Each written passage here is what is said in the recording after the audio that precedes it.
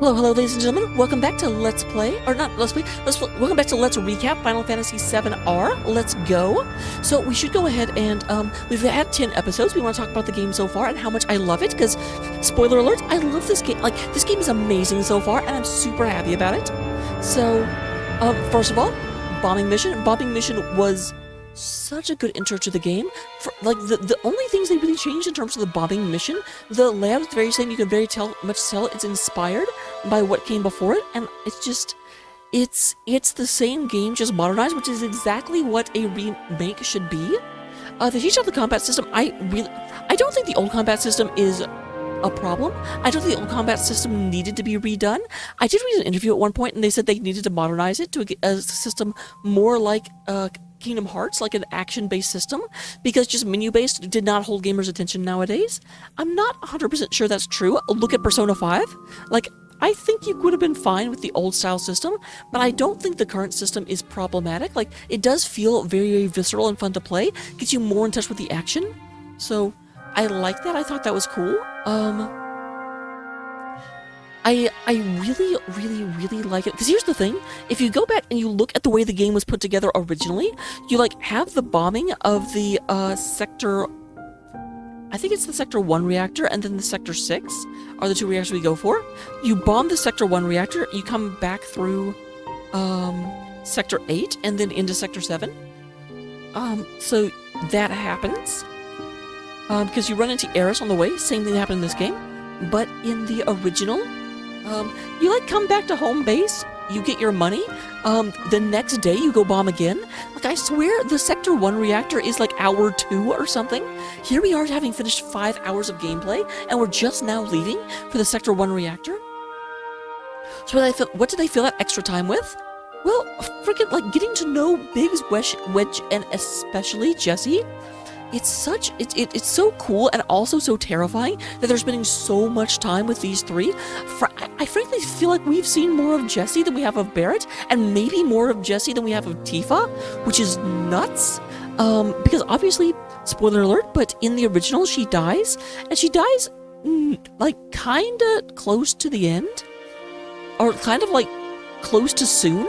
It's like, we bombed the Sector 1 reactor, Cloud falls and gets saved by Eris, makes it back through the train graveyard, gets home, and then they find out that they're going to be bombing Sector 7, so everyone goes and runs and tries to stop it, swings out, goes into Sector 8, but the other Avalanche members die. And I don't know if that's going to happen, but it will probably happen by the next retrospective, if it happens. I don't know what to expect. I don't know what to hope for. I'm very, very, very confused and concerned. So, we'll have to see what happens in terms of that when we get there. Obviously, we don't know yet, and I would not want to know what yet for the entire heckin' world. But I like what they've done. I think it's super interesting that we've already gotten up on top of the pizza, and that we actually know about, like, Jessie's past, and her being a actress at the Gold Saucer.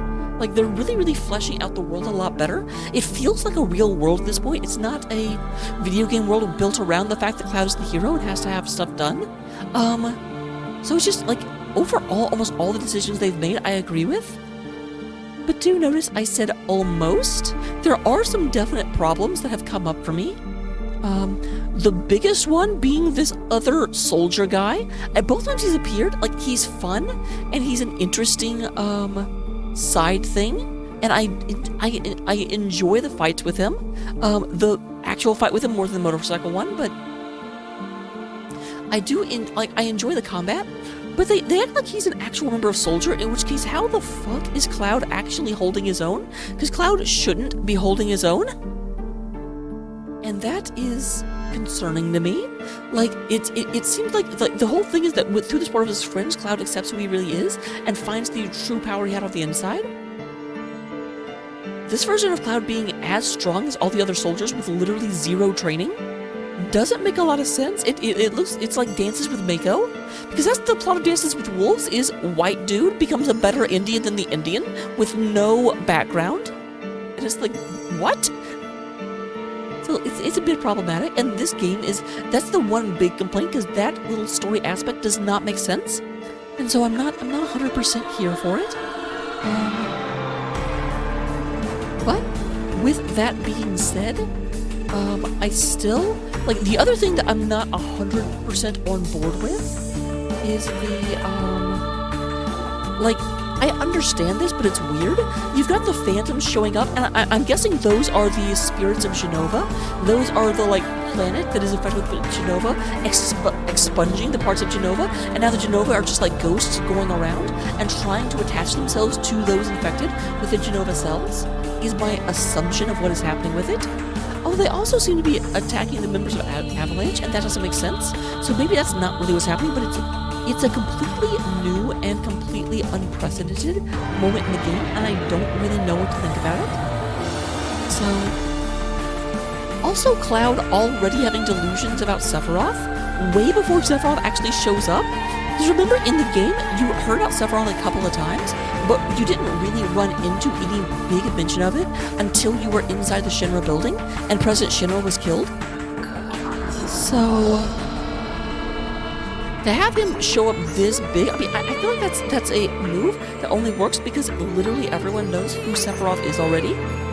And so, I end up kind of not being sure I can support the game in that decision. Because it feels like a decision that is fueled by nostalgia, and oh, the fans will love this, not because it's the best decision for the game. It makes Cloud into an unreliable narrator, and it makes us kind of suspect of everything Cloud does, and we should be like trusting our protagonist rather than being a little concerned about them, a little scared of them. And I am very concerned about Cloud at this moment. I'm not sure I want him protecting anyone. And then the third thing, this is not a bad thing, but it is interesting to me that they also kind of, to go along with what happened with Cloud, we have the fact that Tifa and Cloud went over their mutual history way before they did. Originally, it wasn't even really addressed until we got to Calm, which is after Midgard. And I do know, I'm pretty sure I have heard that this version of Final Fantasy VII R is going to split into 3 games, and the first game is just the escape from Midgard, which does take like several hours in the first game, because it'll take longer here because they keep fleshing it out, which is cool. But, like, so I do get why they wanted to establish that these characters are related earlier, but it is also kind of weird that it almost feels like they're pulling in a bunch of the second half of the game in order to pad out the first part of the game, in order to have the first part of the game end earlier than it should. Like, it's a weird, they're staying very true to the game, except in all the places they aren't. And overall, like I said, I really, really like this game. But I do have to notice that. That last one isn't a negative point, it's just interesting, and I notice it, I've got my eye on it. But that's it, relatively short retrospective, I know. Basically, like I said, I don't have a lot, when I want to talk about who Cloud is, like, we have a problem in that I know all of these characters, and most of my speculation has to do with characters that I don't know, like Jessie. And whether or not they're actually going to kill Jessie.